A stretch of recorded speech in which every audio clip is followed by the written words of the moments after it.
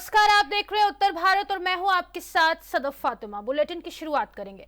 सपा सांसद डिंपल यादव ने कहा कि आज प्रचार का आखिरी दिन है। वहीं मुझे पूरा विश्वास है कि सीसामऊ से समाजवादी पार्टी भारी मतों से जीत रही है। मुझे लगता है कि भाजपा ये सीट किसी भी तरह से जीतने के लिए लगातार अधिकारियों पर दबाव बना रही है। वहीं ये लोग चाह रहे हैं कि अधिकारियों के माध्यम से वोटों की चोरी कर ले, लेकिन यहाँ सभी समाज और वर्ग के लोग तैयार हैं कि भाजपा को हटाना है। लोगों का साथ और समर्थन समाजवादी पार्टी को मिल रहा है। आज आखिरी दिन है प्रचार का और मुझे लगता है 5 बज गए होंगे तो प्रचार भी समाप्ति है, लेकिन मुझे पूरा विश्वास है कि सीसामऊ से समाजवादी पार्टी भारी मतों से जीत रही है। जिस तरह से मुख्यमंत्री खुद भी दो बार 3 बार इस कानून की सीसामऊ विधानसभा सीट पर प्रचार करते आ रहे हैं, क्या लगता है कितनी बड़ी जीत है आप लोगों के लिए अभी से, क्योंकि जिस तरह से सीएम लगातार यहाँ दौरे कर रहे हैं? कहीं ना कहीं मुझे लगता है भारतीय जनता पार्टी ये चाहती है कि यह सीट वो किसी भी तरह जीत जाए और अधिकारियों पर लगातार दबाव बनाया जा रहा है और कहीं ना कहीं अधिकारियों के माध्यम से ये लोग चाह रहे हैं कि वोटों की चोरी कर ले। लेकिन आज सभी समाज और सभी वर्ग के लोग तैयार हैं कि भारतीय जनता पार्टी को हटाना है और जहां लोकसभा चुनाव में लोगों ने साथ दिया, मैं धन्यवाद देना चाहूंगी, वहीं इस विधानसभा उपचुनाव में भी लोगों का साथ और समर्थन निश्चित रूप से मिल रहा है समाजवादी पार्टी को। गाजियाबाद के वेब सिटी थाना क्षेत्र में एक शख्स ने अपनी भाभी और उसके 3 महीने के बच्चे की हत्या कर मौके से फरार हो गया। जानकारी के मुताबिक जिशान आलम बिहार के बेगूसराय का रहने वाला है और वह दुबई जाने के लिए गाजियाबाद अपने भाई के पास आया था। दुबई जाने के लिए इससे पहले उसकी 2 फ्लाइट कैंसिल हो गई थी, जिसके बाद वह अपने भाई के घर पर ही रह रहा था। आज भाई के काम पर जाने के बाद अचानक उसने अपनी भाभी शाहीन की हत्या कर दी और 3 महीने की भतीजी का भी गला दबाकर मौत के घाट उतार दिया। फिलहाल पुलिस ने इस मामले में हत्या का मुकदमा दर्ज करके आरोपी की तलाश शुरू कर दी। आज दिनांक 18/11/24 को ग्राम बमेटा थाना वेब सिटी से सूचना प्राप्त हुई कि महिला शाहीन परवीन पत्नी बुरहान उम्र 34 वर्ष व उनकी 3 माह की बेटी आफिया की हत्या उनके देवर जीशान द्वारा कर दी गई है। अभियुक्त की गिरफ्तारी हेतु पुलिस टीमें गठित कर दी गई हैं। हत्या का मोटिव ज्ञात नहीं है। पुलिस द्वारा आवश्यक वैधानिक कार्रवाई प्रचलित है। उत्तर प्रदेश के कानपुर के वीरेंद्र स्वरूप पार्क से अभिनेता और सांसद रवि किशन ने सीसामऊ उपचुनाव के प्रत्याशी सुरेश अवस्थी के समर्थन में रोड शो किया। इस दौरान सांसद ने सुरेश अवस्थी को वोट देने का लोगों से आह्वान किया और तलवार भेंट कर रन को जिताने के लिए शुभकामनाएं दी। रोड शो में बीजेपी और संगठन के सभी पदाधिकारी और सांसद सहित सभी बीजेपी विधायक गण पार्टी के कार्यकर्ताओं ने पूरे जोश के साथ हुंकार भरी। हमारा निवेदन है उस समस्त हिंदू जन से जो बहकावे में रहा, जो यहाँ पर समझ नहीं पाया, जो अत्याचार झेलता है सीसामऊ की जनता, जो तकलीफों से गुजरी है और गुजर रही, ये अद्भुत मौका है। हम लोग जीत के कगार पर पहुंच गए हैं। बस ये निवेदन है, हिंदू बनकर वोट करना, जाति में नहीं बंटना, ब्राह्मण पासी मौर्य कुशवाहा बनकर नहीं जाना। कृपया निवेदन है हर बिरादरी से, मैं अपने भोजपुरी समाज से हमार निवेदन बा, कृपया ई मौका बहुत बहुत अद्भुत भगवान देले बाड़न, उस अपमान का बदला लेना है। राम आंदोलन के बाद से ये सीट जो गई है, ये छल से गई है और यहाँ के जो विधायक हैं वो कहाँ हैं आपको पता है, और वो जेल में क्यों हैं ये भी आप जानते हैं। उनके कार्यशैली के बारे में भी आप जानते हैं। जमीन हड़पना, माफियागिरी से लेके वो सारे गलत कार्य। तो मैं चाहूंगा देवकुल जनता से, आप लोगों के माध्यम से मैं संदेशा देना चाहता हूँ। गोरखपुर का सांसद आपका रवि किशन ये निवेदन करता है, ये मौका बहुत शानदार है, अपने अपमान का बदला चुकाना है, हिंदू बनकर वोट करना है, क्योंकि जब भी आप बटे हो तब आप कटे हो, एक रहोगे, सेफ रहोगे, नेक रहोगे। उत्तर प्रदेश के कौशाम्बी जिले में नौकरी का झांसा देकर एक किशोरी से दुष्कर्म का मामला सामने आया है। आरोप है कि रात भर किशोरी को कमरे में बंधक बनाकर दुष्कर्म किया गया, वहीं इसके बाद उसकी पिटाई कर छोड़ दिया गया। सूचना के बाद परिजनों ने किशोरी को आरोपियों के चंगुल से मुक्त कराया। वहीं किशोरी के भाई की तहरीर पर मुकदमा दर्ज कर पुलिस जांच में जुट गई है। दिलाने के नाम पर 13 वर्षीय नाबालिग लड़की के साथ गैंगरेप की मामला सामने आया, क्या हुआ? देखिए, थाना पश्चिम सरीरा क्षेत्र के रहने वाले एक व्यक्ति के द्वारा एक थाना पश्चिम सरीरा में तहरीर दी गई थी कि उसकी बहन जो नाबालिग है उसके साथ दो लोगों के द्वारा गलत काम किया गया था। प्राप्त सूचना के आधार पर तत्काल थाना पश्चिम सरीरा में अभियोग सुसंगत धाराओं में पंजीकृत किया गया था और इसमें गहनता से विवेचनात्मक कार्रवाई की जा रही है तथा जो भी तथ्य इसमें आएंगे उसके आधार पर आवश्यक कार्रवाई की जाएगी। नौकरी दिलाने के नाम पर बताया जा रहा है, इसके बारे में गहनता से जांच की जा रही है, हम लोग इस पर आवश्यक कार्रवाई करेंगे। मथुरा के फरह इलाके स्थित मखदूम बकरी अनुसंधान केंद्र में आयोजित कार्यक्रम में आज मुख्य अतिथि के रूप में केंद्रीय मंत्री एसपी सिंह बघेल पहुंचे, जहां उन्होंने कार्यक्रम का उद्घाटन किया। वहीं इसमें भाग लेने आए किसानों के साथ साथ अनुसंधान केंद्र द्वारा लगाए गए बकरी पालन सहित अन्य प्रकार की प्रदर्शनी का अवलोकन किया, जहां पर मंत्री ने मीडिया से बातचीत करते हुए बोला कि यहां पर बकरी पालन को लेकर बहुत ही तरह तरह की नस्ल की बकरी और बकरे मौजूद हैं और इस तरह के कार्यक्रम में आकर किसानों को जानकारी लेनी चाहिए ताकि वे भी अपने रोजगार को बढ़ा सके। साथ ही उन्होंने अखिलेश यादव पर भी निशाना साधा और बोले कि अखिलेश की सरकार में गुंडा राज था।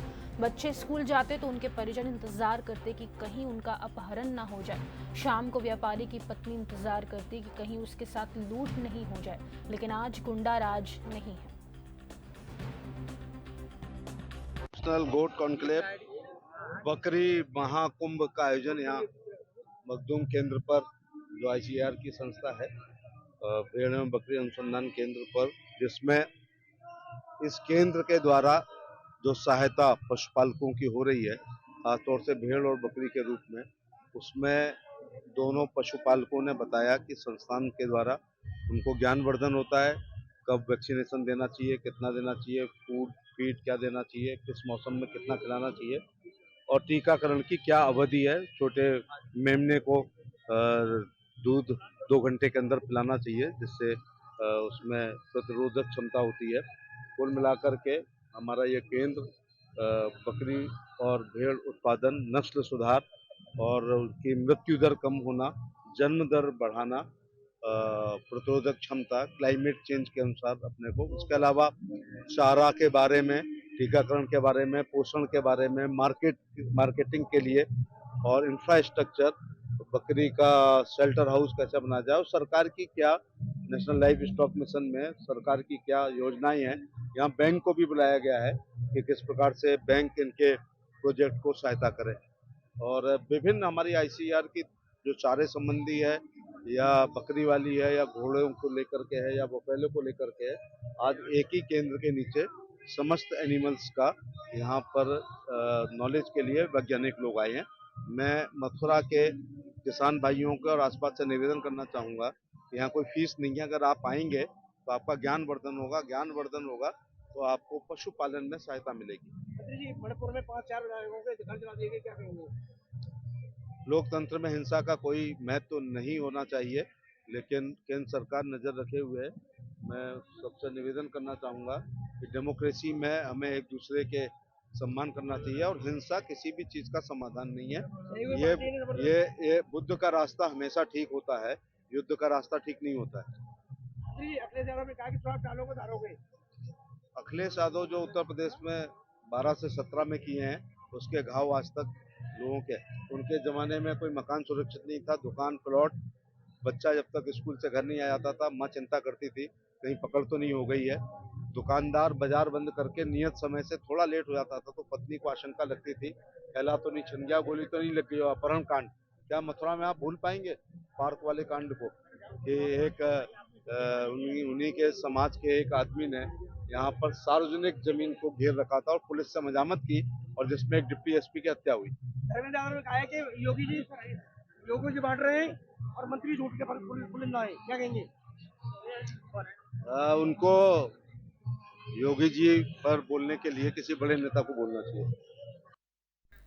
पुलिस को सिविल लाइन थाना क्षेत्र के रेलवे लाइन के पास एक अज्ञात शव प्राप्त हुआ था, जिसका पुलिस द्वारा पंचायतनामा कराया गया था।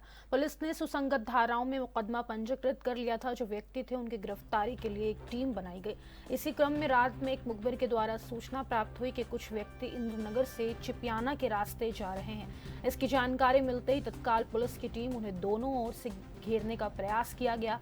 यह व्यक्ति दोनों बाइक पर सवार थे। पुलिस ने रोकने के लिए कहा तो उन्होंने बाइक को पीछे की तरफ भागना शुरू कर दिया।